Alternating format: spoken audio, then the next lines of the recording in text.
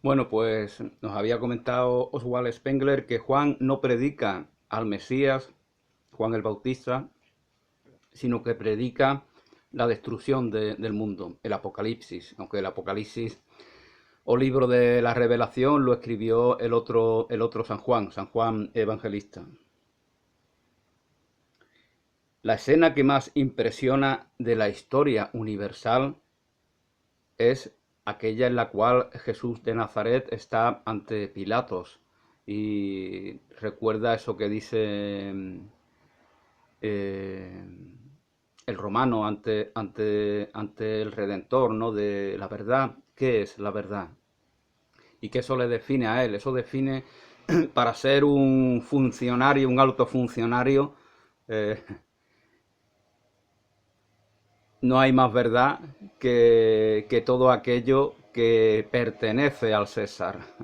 Esa es la única verdad y por lo tanto todo alto funcionario mira con desprecio a cualquier místico, a cualquier asceta, a cualquier persona espiritual, religiosa. Pues para ellos solamente eh, los entresijos burocráticos y el poder político es la única verdad. Para ellos es la única verdad. Por eso pregunta la verdad. ¿Qué es la verdad? No hay verdad. No hay más verdad que el César.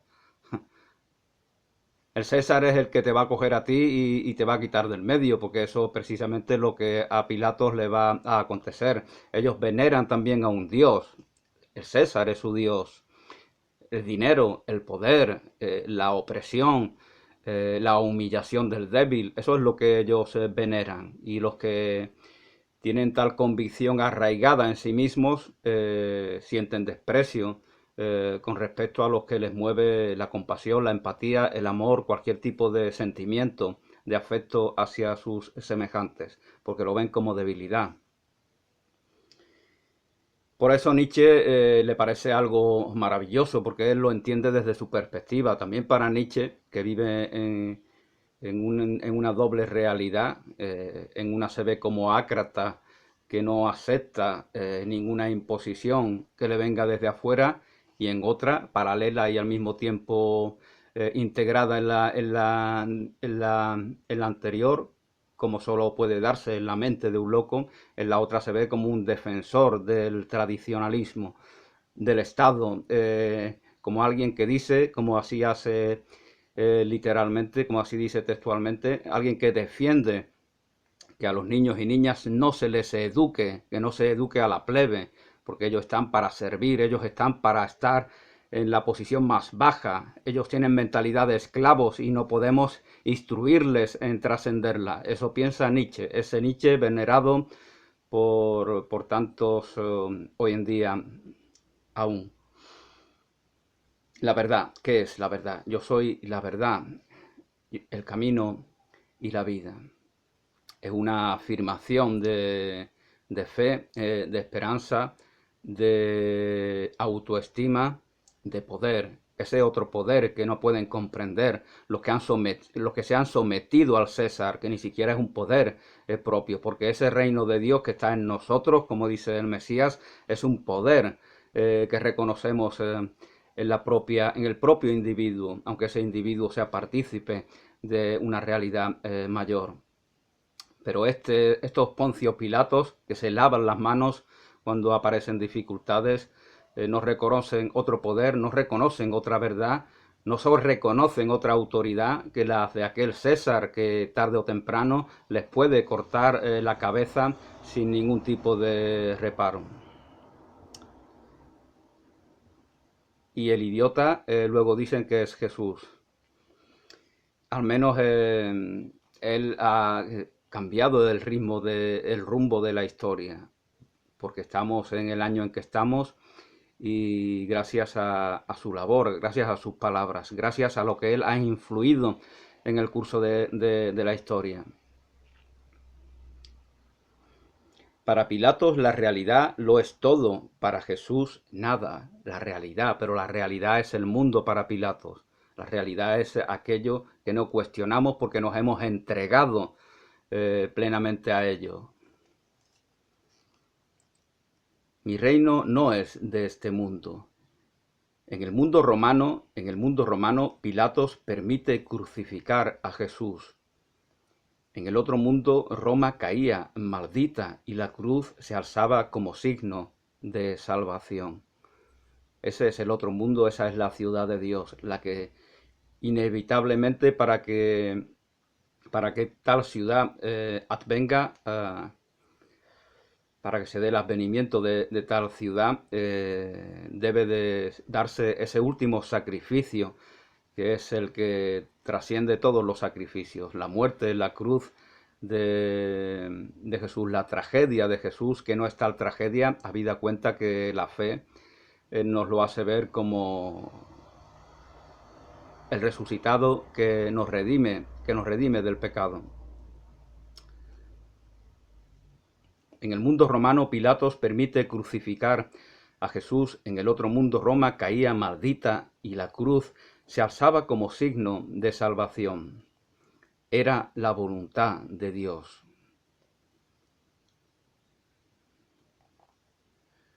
Cuando se niega la voluntad de Dios, se especula sobre ella, al modo en que lo hace Schopenhauer. Entonces ya vamos forjando una idea retorcida, compensatoria de lo que es voluntad. No hay Dios, no hay voluntad de Dios. Por lo tanto, ¿qué es voluntad? Ya en esa caverna individualista en la cual nos aislamos, en la cual se aísla el filósofo misántropo, pues va forjando una idea bastante retorcida de la voluntad, pero como es ingenioso, como es astuto, como sabe cómo seducir a la masa, sabe qué ofrecerle a la masa de doctos, a la docta masa que rige en los grandes foros de la sabiduría mundana. Pues entonces su postura, su posición, su idea de voluntad, pues resulta convincente. Y fijaos que esta voluntad es la que va a tomar, va a adoptar, va a adaptar el mismo Führer para llevar a cabo esa fundación de ese nuevo Reich, que supuestamente va a durar 1000 años. Estos 1000 años los toma de aquí y de otros textos, evidentemente.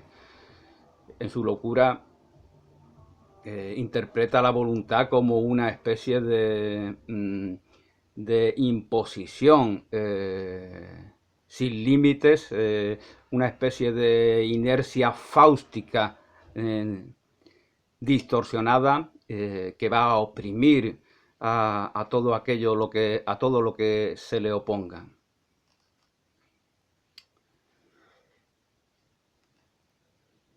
Cuando se niega la voluntad de Dios, se especula sobre ella, al modo en que lo hace Schopenhauer. Jesús, eso lo digo yo, Jesús no fue un predicador moralista.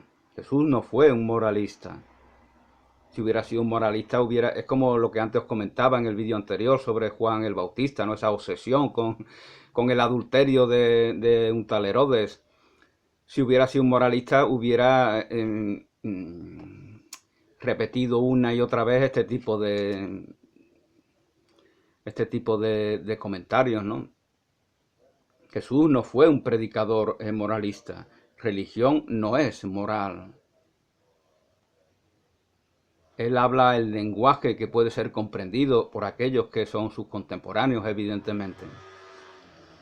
Atribuirle intención social es difamarle, es difamar a Jesús, atribuirle una intención social, puesto que Él nos habla para que nos liberemos de aquello que nos limita, aquello que esas inercias que nos hace confrontarnos, que nos hace ser codiciosos, que nos hace tener falta de amor propio, etcétera, etcétera. Esa es la voluntad de Jesús de Nazaret, compartir un mensaje liberador de las cadenas que hemos ido forjando. Está hablando al individuo. La religión es un camino individual que tiene su consecuencia positiva en todo el entorno que nos rodea y en toda la comunidad, pero que es un camino que es para uno mismo. La moral es comunitaria. Religión no es moral. Atribuirle intención social es difamarle, es lo que hacen los socialistas cuando llaman socialistas a Jesús o lo llaman anarquista, es lo que ellos quieren manipular y ponérselo de su lado de manera retorcida, de manera con esa falta de respeto hacia los demás, ¿no? Que a veces vemos. Es como cuando al Che Guevara le dice, he recibido un mensaje del Che Guevara, esos que van por ahí, ¿no? Que nos dice que seamos buenos y bla, bla, bla. Se están difamando a la figura de un tipo que parece ser que era ateo, ¿no? Pues lo mismo hacen en el sentido opuesto estos socialistas que quieren presentarnos a la figura de Jesús como socialista. Es el que gobierna España, ese nuestro gran Pedro Sánchez, el liberador, que tiene ese corazón, esa sensibilidad social. Eso es un socialista. Y Jesús de Nazaret es igual que él, no, o se ha quedado un poquito más bajito. No ha llegado al nivel de nuestro grandísimo líder español. Reflejo de nuestro maravilloso pueblo y de nuestro maravilloso momento histórico. Los judíos ya habían evangelizado 500 años antes de Cristo, incluso en África. Bueno, nos habla Spengler de que los judíos ya durante muchos siglos habían propagado su fe. De hecho, hay en Etiopía hay alguna que otra tribu que se dice descendientes de los judíos, incluso de raza negra, que ellos mismos se reconocen como una tribu y de Israel, porque ellos ya tenían ese hábito de, como nómadas, que también lo era Mahoma también era un nómada, como nómadas ir peregrinando por todas las tierras y proclamando un mensaje de paz, de esperanza y de liberación. Eso ya lo tenían los judíos y por lo tanto para ellos Jesús era un profeta más, es a lo máximo a lo que... Por eso durante muchas décadas no se diferenciaban los judíos de los cristianos.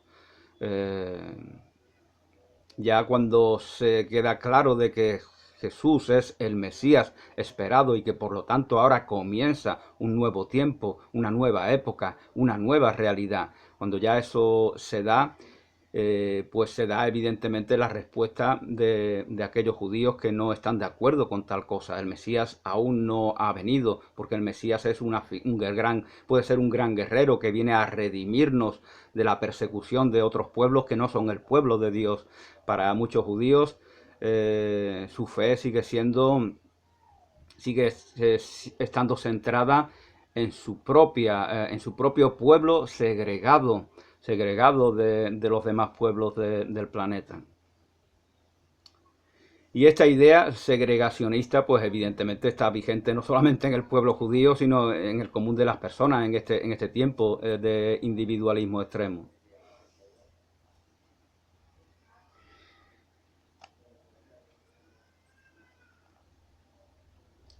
Los paganos, como habían comentado, pues son los campesinos, son los aldeanos, y se les llamaba así de manera peyorativa por parte de aquellos que se hacían llamar cristianos, especialmente de la Iglesia Católica. Los paganos fueron llamados así posteriormente debido al urbanita San Pablo. San Pablo era un urbanita, era un judío, era un romano, pero era también un urbanita, era de una gran metrópoli eh, y tenía la mentalidad propia de los hombres de estas grandes ciudades.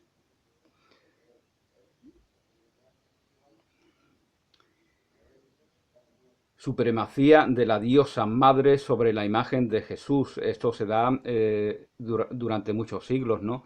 Como en la Edad Media se ve, ¿no? Como la imagen de María es más venerada que la propia de su hijo, que es el Redentor. Aquí en Andalucía se la llama la tierra de la Virgen María, la Virgen del Rocío, y hay más veneración y eso es también tiene su lado positivo y su lado negativo, tiene su lado de que esa Virgen, esa María evoca a las diosas de otras religiones,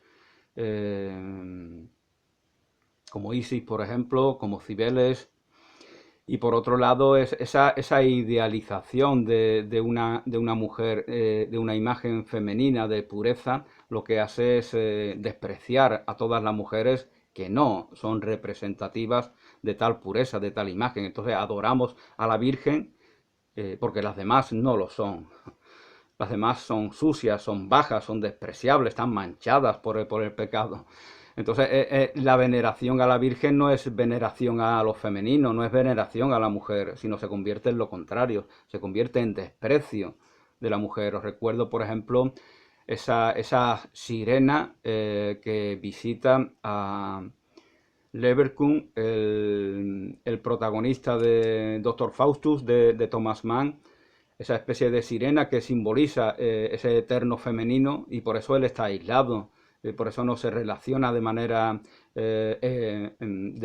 natural con otras mujeres, porque hay una idea de feminidad perfecta, de eterno femenino, que es que personifica esa sirena. Pues al modo de esa sirena, la Virgen hace que nos anule el afecto natural hacia lo femenino y hacia la mujer, idealizando una figura celestial, idealizando lo femenino y elevándolo a algo celeste y lejano a lo terrenal. Justamente las grandes diosas del pasado estaban ligadas a la tierra, a lo terrenal. Entonces, esa diosa luminosa, esa gran María, virgen, que es virgen con esos colores azul, blanco, que simbolizan la pureza, lo celestial, lo elevado, es una manera de ubicar lo femenino lejos de nosotros, y lo femenino cercano es consecuentemente despreciado como algo de poco valor. Todavía hoy en los cultos y oraciones ocupa el primer lugar la Madonna. La Madonna, no me refiero a la cantante norteamericana, ocupa el primer lugar por encima del mismísimo Jesús. Incluso Juan Pablo II declara corredentora. Fijaos, ya casi que está adelantando a Jesús. Nos habla de Marción, habla Spengler de Marción, que para él Jehová es el justo y por lo tanto el malo.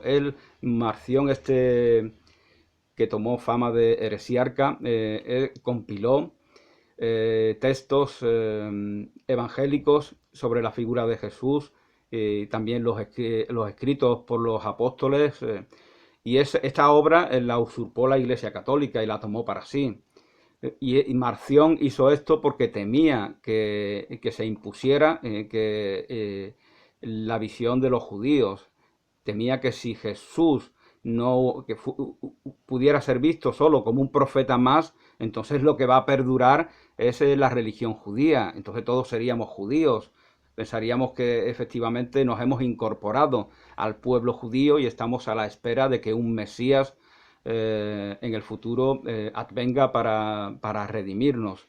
Entonces ya el cristianismo habría muerto. Eso es lo que temía Marción. Para él, y por lo tanto lo que hace él es convertir en algo negativo la imagen de Jehová.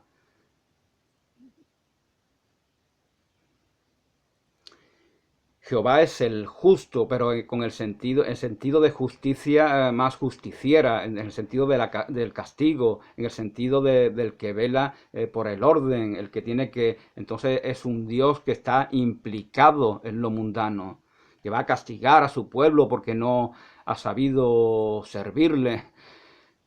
Pero hay un Dios que es representado por Jesús, así lo piensa Marción, que no está en esa implicación justiciera.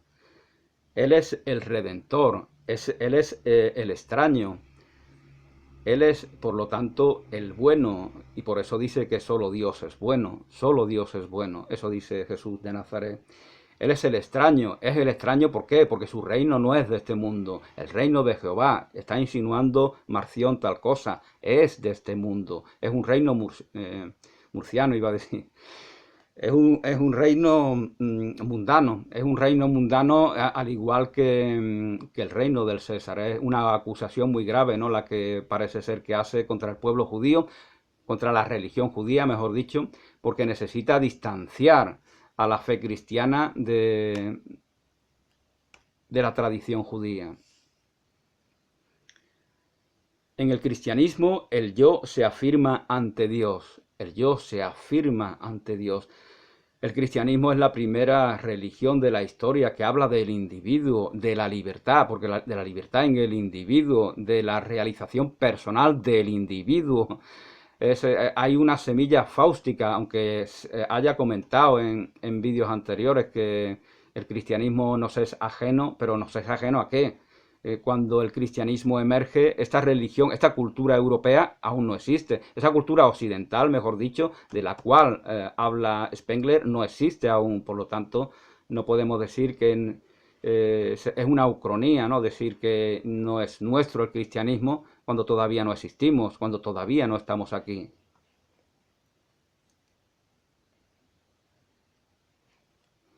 En el cristianismo, el yo se afirma ante Dios. Lo vemos en Santa Teresa, lo vemos en Lutero, piensa en Pascal. La individualidad tiene un valor importante, el camino religioso de cada individuo tiene un sentido, tiene un propósito.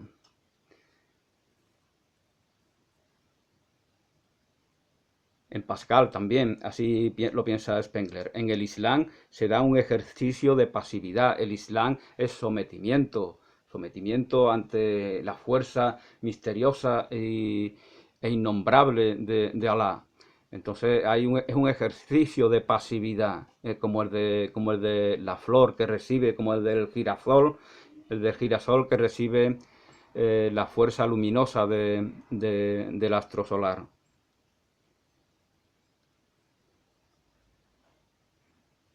En el Islam se da un ejercicio de pasividad ante la majestad de Dios, un no reconocimiento del yo, es una anulación del yo. El yo es algo que se opone a la fuerza de Alá, al poder de Alá, a la verdad de Alá, y por lo tanto debo de negarlo, debo de anularlo y debo de abrirme ante la fuerza procreadora de Alá, algo así. Y esto es distinto a la perspectiva occidental y a la perspectiva cristiana. San Agustín no es de los primeros, en opinión de Spengler.